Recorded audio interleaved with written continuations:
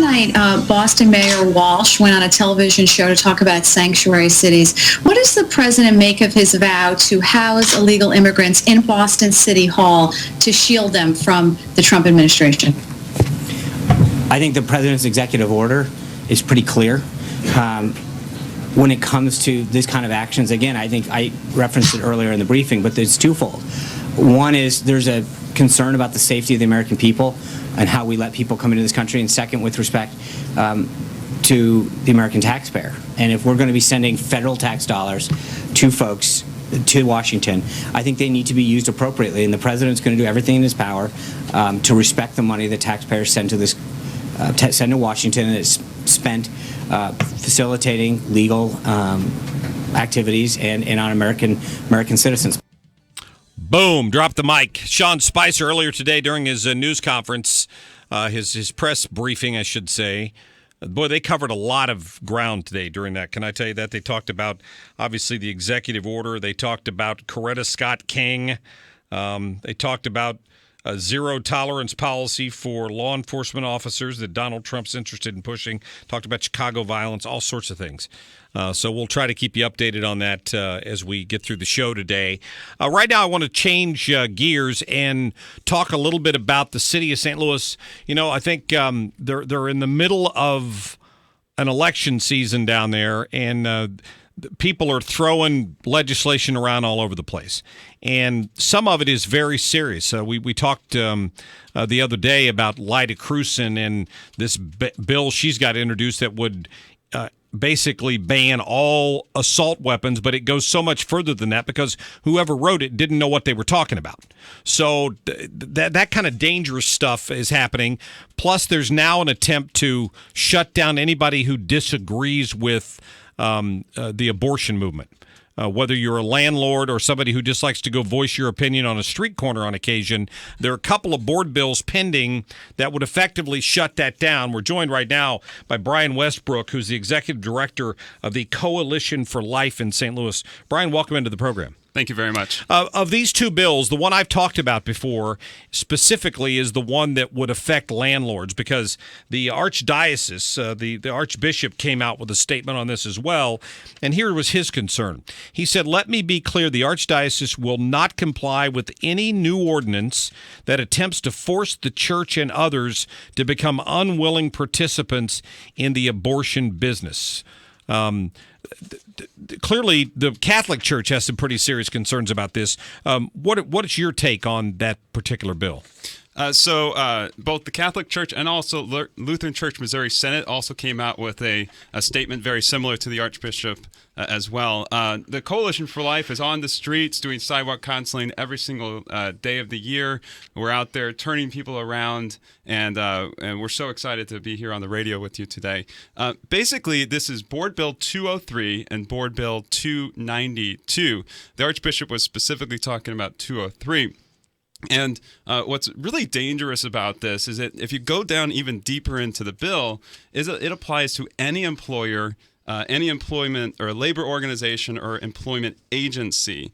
And it actually limits our free speech as well. It doesn't just limit our religious freedoms, but also our free speech. In Section 5 of this, it talks about any agency that prints, circulates, or causes to be printed or circulated any statement, advertisement, or publication which expresses directly or indirectly any preference, limitation, specification, or discrimination based on reproductive health decisions, meaning abortion.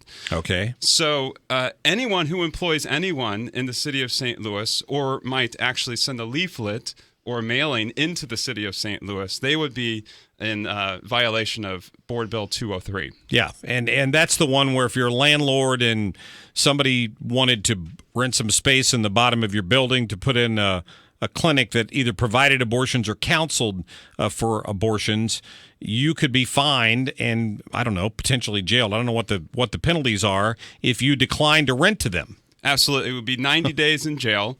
And so that would apply to landlords, and it would also apply to any employer, and also would apply, they tried to put some amendments in there that would satisfy the church, but unfortunately it doesn't go far enough.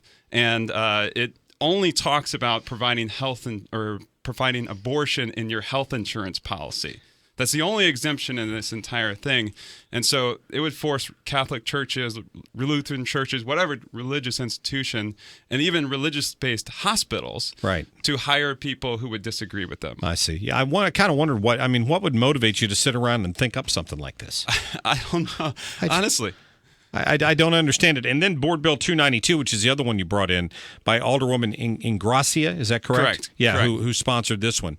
And this one is probably more aimed at organizations like yours specifically. Absolutely. So there was a committee meeting specifically about this yesterday, and I sat in where they spread a lot of lies about what we do on the sidewalk, but we're not protesters out there. We reach out to women, we provide information with them, and we handbill. Well, quite frankly, Board Bill 292 is also applying to unions and the nurses' unions and everyone else. But basically what it says in Board Bill 292 is that you can't go within 8 feet of any person or any entrance at that location, even to what it says here is protest orally. And even Alderman French was specific that he was a Planned Parenthood supporter, yet he was strongly against this bill. And his quote was that this seemed very un-American. And I think it's really, really dangerous for us to move forward and limit someone's free speech that we disagree with. Because guess what? When Black Lives Matter or other groups want to have their chance to go out and protest in front of a controversial building or something else, well, guess what? We can start limiting their free speech as well. Sure. Yeah, that's a great point. What do? Walk around with a 8-foot stick and say, hey, I want to talk to you, but you have to come inside of the 8 feet? I mean, or you have to stay outside of the length of the stick? What is that all about? Is that to keep you from counseling? Right. So yeah, that's it. Yeah. So we counsel people outside of this abortion facility. Last year, we saw almost 400 women turn around and leave and change their mind immediately. Right. We passed out over 7,000 pieces of literature outside of this building. And so this 8-foot buffer, if they pass it, would prevent us from coming next to or near any of these clients, meaning that 7,000 people would no longer have options for their pregnancy. The pro-life or the pro-abortion movement, Planned Parenthood and NARAL, they call themselves pro-choice, but when we're offering a choice outside there at that abortion facility, and they simply want to silence our voice. Yeah, and so it's out of committee now. Is it scheduled for a vote? Do we know? So Board Bill 203 is already out of committee and could potentially see a vote this Friday. Board Bill 292 is still in committee and might be out. We're not sure. We're still waiting on that one. Wow. Well, I appreciate you bringing our attention to it because, again, like the assault weapons ban, if somebody hadn't stumbled across this bill that Lyda Krewson had filed and actually read what it said, the public would have no idea. And, I'm just certain that if it ever came up for a vote, the folks down in the city would just blindly pass it because it's run by a group of people who are of one ideology and they're never going to change that. And these are the same kinds of bills. Thank goodness. Who did you mention was critical of it?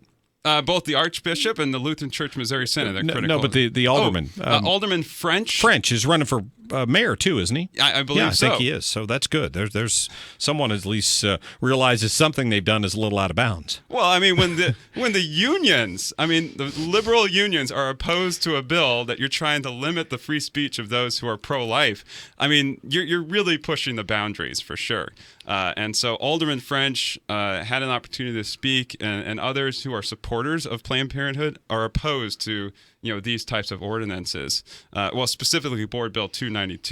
203 passed through committee really quickly and easily. And so we encourage you to contact Lewis Reed. He has the power to kill this bill at the board level, and he's the president of the board there in the city of St. Louis, and so we encourage you to give him a call if you can. Also running for mayor. Probably wouldn't want the bad publicity right now. There's a lot of people running for mayor in the city of St. Louis. Brian, give us details on Coalition for Life. How can people get a hold of you? Sure. Coalition for Life, STL.com, or check us out on Facebook or Twitter, or give us a call, 314-827-4039. Very good. Brian Westbrook, thank you. It's a pleasure. It's a pleasure. Appreciate you being in. You got a great radio voice, too. Did anybody tell you that? Great job. No, thank you. that's good. Absolutely. Yeah. I appreciate it. Absolutely. All right. 2:38. Let's get to a quick